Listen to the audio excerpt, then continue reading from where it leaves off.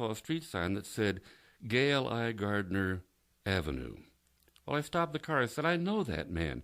I met him years and years ago at a festival, Man in His World, up in Montreal, when the Smithsonian had brought a bunch of old cowboys up there to sing songs and tell stories.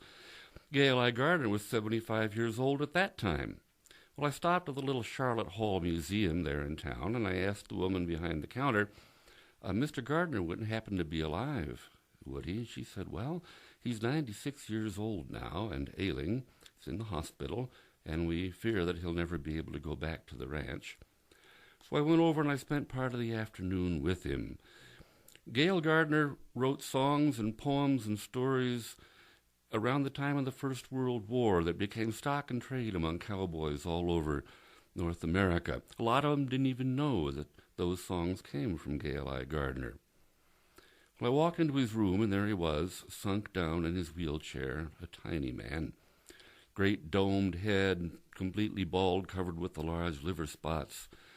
His eyeglasses, very thick, one side darkened because he could barely see through it, the other lens magnifying an empty socket in a grotesque sort of way.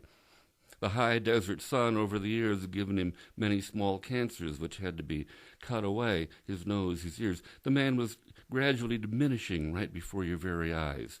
But inside of him was that pillar of youth and energy, still aching to break loose any way it could still find.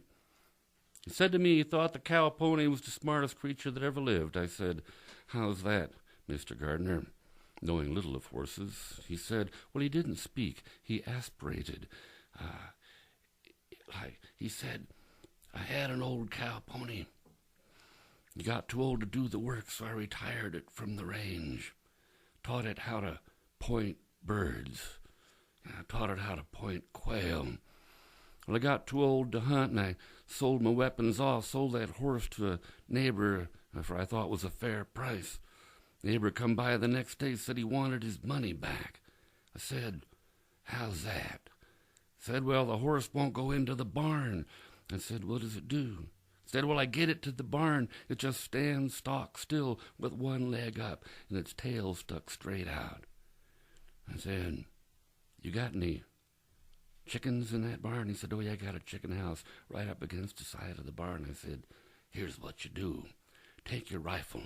Fire it off, yell, damn, missed again. It'll go right in there. Gail I Gardner, a man like that is a sage. You cleave to a sage. Now,